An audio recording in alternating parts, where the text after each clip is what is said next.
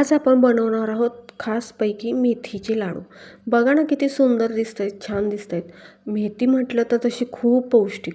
आपण हे लाडू सतत बनवत नाही, त्यामुळं काही महिलांना खूप टेन्शन येतं की हे लाडू बनवायचे कसे. अगदी साधी सोपी रेसिपी आहे, अगदी 5 ते 7 मिनिटात होणारी. जर पूर्वतयारी असेल तर बरं का. खूप छान हे लाडू होतात आणि खूप पौष्टिक असतात. अगदी स्टेप बाय स्टेप आपण सविस्तर कृती बघणार आहोत, तरी व्हिडिओ कुठेही स्किप न करता पूर्ण बघा. हे लाडू खूप पौष्टिक असतात आपल्या केसासाठी, आपल्या शरीरातल्या हाडांच्यासाठी, आपल्या शरीरातल्या प्रत्येक अवयवासाठी हे लाडू खूप म्हणजे खूप पौष्टिक असतात. ही पहा मेथीची पूड. हीच मेथीची पूड आपण प्रत्येक वेळी मेथीच्या लाडूसाठी वापरतो आणि तीही ताजी ताजी बनवलेली. आपण मेथीची पूडसुद्धा जास्त तयार करून ठेवत नाही. जशा ऑर्डर येतील तशी आपण मेथीची पूड तयार करतो. चला तर आता करूया रेसिपीला सुरुवात. माझ्या पद्धतीनं जर तुम्ही मेथीचे लाडू बनवले तर पहिल्या प्रयत्नात नक्कीच छान लाडू बनवू शकाल. त्यामुळं व्हिडिओ कुठेही स्किप न करता संपूर्ण पहा. आता आपण काय केलं होतं, 2 वाट्या 1 वाटी खिसलेलं खोबरं घेतलं होतं आणि 1 वाटी सुक्कं खोबरं घेतलं होतं. सुक्कं म्हणजे बारीक केलेलं मिक्सरला. हे जे खिसलेलं खोबरं आहे ते खमंग असं भाजून घ्यायचं आणि व्यवस्थित हातानं चुरडून घ्यायचं. भाजलेलं खोबरं अगदी पटकन बारीक होतं. हातानं जरी तुम्ही चुरडलं तरी ते बारीक होतं. मेथीची लाडू करायची पद्धत 2 ते 3 प्रकारची आहे. तुम्ही कोणत्याही पद्धतीने मेथीचे लाडू बनवू शकता. एक प्रकार आहे तो पाकातले मेथी लाडू, दुसरा प्रकार आहे तो बिना पाकाचे मेथी लाडू आणि तिसरा प्रकार आहे तो भरपूर अशी फक्त खारीक पूड वापरून बनवलेले मेथी लाडू. पण मला सगळ्यात सोपा प्रकार हा वाटला, कारण की मी पौष्टिक लाडू दिवाळी फराळाचा बिझनेस करते. मग याच्यासाठी मला हाच प्रकार बरा वाटला. आता आपण दोन्ही प्रकारचे खोबरे छानपैकी भाजून घेतले आहे. त्याच्यानंतर आपण घेतले आहेत ते मखाणे हे मी मिक्सरला बारीक करून घेतले होते. त्याच्यानंतर अगदी कमी गॅसवर खमंग असे हे मखाणे भाजून घ्यायचे. मखाणे खमंग भाजले ना की त्याची चव खूप छान होते आणि ते खायलाही अगदी खुसखुशीत लागतात आणि टेस्टी लागतात. आता आपण त्यात टाकलं आहे हळीव 4 ते 5 चमचे आणि त्याच्यानंतर भरपूर अशी खसखस. हेही छान प्रकारे मस्तपैकी भाजून घ्यायचे. हळीव जास्त वेळ भाजू नका, कारण की हळीवाची चव थोडीफार कडू होते. त्यामुळं हळीव प्रमाणातच भाजा. जास्त जर करपलं तर मेथीची चव ही कडू असते आणि हळीवाची चव जर कडू झाली तर लाडू जरा जास्तच कडवट लागेल, म्हणून थोडीफार काळजी घ्या. आता मेथी ही खूप उष्ण असते आणि या मेथीच्या लाडूमध्ये आपण सगळेच उष्ण पदार्थ टाकले आहेत.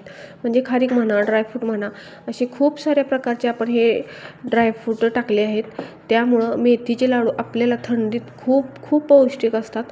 आपल्या थंडीच्या महिन्यात एकदा, दोनदा, तीनदा तरी तुम्ही मेथीचे लाडू आवर्जून करा आणि नक्की खाऊन घ्या, कारण त्याच्यासारखा फायदा आपल्याला कुठंही मिळणार नाही. आता आपण छान प्रकारे 150 ग्रॅम खारीक, 50 ग्रॅम काजू, 50 ग्रॅम बदाम, मनुके आणि हे सगळं व्यवस्थित मगच भरपूर असं टाकून छान प्रकारे मंद गॅसवर भाजून घेतलं आहे, पाहू शकता तुम्ही. त्यात अगदी 2 ते 3 चमचे तूप टाकायचं, म्हणजे खूप छान खमंग असं हे भाजलं जातं. याची चव ही खूप छान लागते. ज्यावेळी हे दाताखाली येतात त्यावेळी यात तूप मुरलेलं असतं, त्यामुळे त्याची चव खूप छान आणि खूप टेस्टी अशी लागते. फुल गॅसवर भाजू नका, कारण खारीक आपण ज्यावेळी खारकीची पूड करतो त्यावेळी खारीक 2 वेळा भाजलेली असते आणि नंतर ही 3ऱ्या वेळी आपण भाजतो.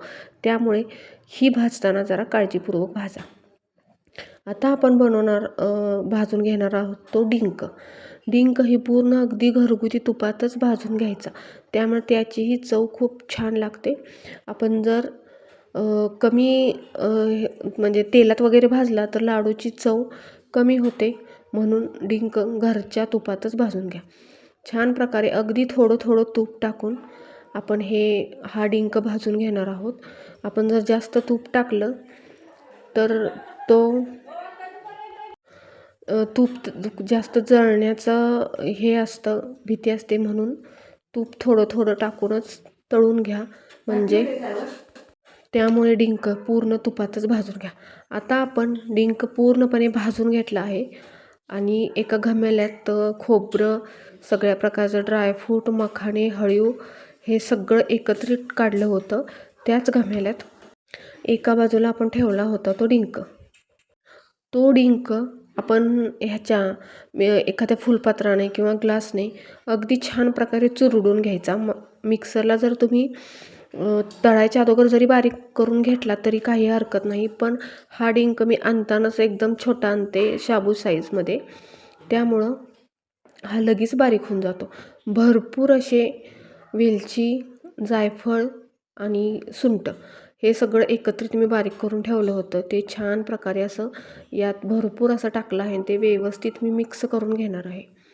त्याच्यानंतर मगाशी साहित्यात मी दाखवायचे विसरले होते ते गव्हाचं पीठ. आणि आपण हे गव्हाचं पीठ मस्तपैकी खमंग असं भाजून घेणार आहोत. गव्हाचं पीठ हे अगदी कमी गॅसवर भाजायचं, फुल गॅस करायचा नाही, नाहीतर करपण्याची भीती असते. अगदी छान प्रकारे मंद आचेवर असं गव्हाचं पीठ भाजायला जरा थोडाफार वेळ लागतो, पण वेळ लागला तरी अगदी मंद आचेवरच गव्हाचं पीठ भाजून घ्या. छानपैकी त्या तुपाच्या कढईतच भाजून घ्यायचं. आपण डिंकाच्या लाडूमध्ये गव्हाचं पीठ वापरत नाही, पण मेथीच्या लाडूमध्ये लाडू वळता यावा चांगल्या प्रकारे म्हणून थोडंफार गव्हाचं पीठ वापरावं लागतं. आता छान प्रकारे हेही गव्हाचं पीठ अगदी घरचं तूप वापरूनच छान प्रकारे भाजून घ्यायचं.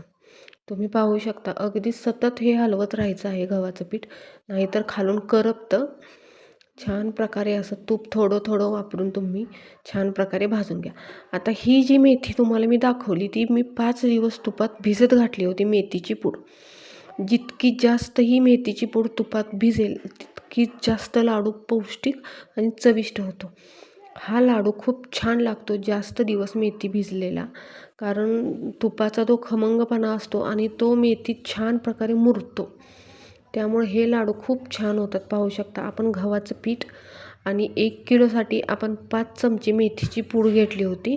काही लोकांना जास्त लागते मेथी किंवा काही लोकांना कमी लागते. मला आत्ता 1 किलोचीच ऑर्डर होती, त्यामुळं त्यांनी मला सांगितलेलं की जरा बऱ्यापैकी आम्हाला कडू असले तरीही चालतील. आणि ते गोडही जास्त खात नव्हते, त्यामुळे त्यांनी सांगितलेलं की गोडीलाही तुम्ही लाडू कमीच करा. कडू असला तरी चालेल, पण गोडीला कमी करा. मग आता आपण 2 वाट्या घेतल्या आहेत. अर्ध्या वाटीला वरती जरा गूळ घेतला आहे आणि दुसरी वाटी ही अर्ध्या वाटीला वरती, म्हणजे 1 फुल वाटी तुम्ही घेतली ना गूळ पाकासाठी, तरीही हे लाडू खूप छान आणि खूप चविष्ट होतात. आता आपण त्या गुळामध्ये अगदी 4 ते 5 चमचे पाणी टाकून मस्तपैकी असं छानपैकी हलवून घेतलं आहे. चांगल्या प्रकारे गूळ वितळला आहे. अशा पद्धतीनेच गूळ वितळायला हवा. पाहू शकता तुम्ही अशा प्रकारचाच फेस यायला हवा. असा फेस आला की पाक आला आहे असं समजा, आणि त्याच्यात जे आपण सगळं जे प्रोडक्ट एकत्र केले होते ते मिक्स करून घ्या. अगदी व्यवस्थित खालून वरती अगदी छान प्रकारे असं हे हलवून घ्यायचं. पाक आपला सगळीकडं सगळ्या पदार्थांना अगदी व्यवस्थित लागला पाहिजे, ही काळजी घ्या. व्यवस्थित सगळा पाक आपल्या कढईतून सगळ्या आपल्या जे पदार्थ टाकले आहेत त्या सर्वांना व्यवस्थित पाक लागायला हवा. आणि हे मेथीचे लाडू इतक्या फास्ट बांधावे लागतात की तुम्ही थांबूही शकत नाही. एकदम चटका जरी हाताला बसला तरी हे मेथीचे लाडू गरमागरमच बांधून घ्या, कारण मेथीमुळे लाडू एकदम सुटसुटीत होतात, फडफडीत होतात.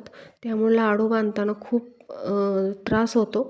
त्यामुळं डिंकाच्या लाडूपेक्षाही मेथीचे लाडू बांधणे अवघड. त्यामुळे जितकी गरम गरम तुम्ही बांधू शकाल तितके गरम गरम बांधा.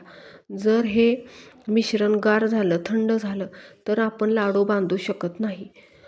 त्यामुळं तुम्ही हे गरमागरमच बांधून घ्या, म्हणजे तुमचे लाडू खूप छान आणि खूप टेस्टी असे होतात. या प्रमाणातले लाडू तुमचे अजिबात बिघडणार नाहीत आणि आपल्या पाटीमध्ये खाली तुम्हाला पाकही कुठं शिल्लक राहिलेला दिसणार नाही. तुम्हाला मी आत्ता एकच लाडू बांधून दाखवला आहे, कारण व्हिडिओ जर करत बसले असते तर लाडू खूपच फडफडीत झाले असते मेथीमुळे. त्यामुळं मी एकच लाडू तुम्हाला बांधून दाखवला आणि आता हा शेवटचा दाखवते. खाली पाहू शकता तुम्ही आपल्या पाटीत कुठंही पाक शिल्लक राहिलेला नाही आहे. अगदी पाटी आपली कोरडी आहे, पूर्ण तुपाचाच भाग सगळा आहे. त्यामुळं अशा पद्धतीचे लाडू अजिबात बिघडत नाहीत किंवा फडफडीत येत नाहीत. अशा पद्धतीने लाडू नक्की करून बघा. हे लाडू खूप छान आणि खूप टेस्टी होतात. आणि नवीन असाल तर प्लीज सबस्क्राईब करा, लाईक करा, शेअर करा. धन्यवाद.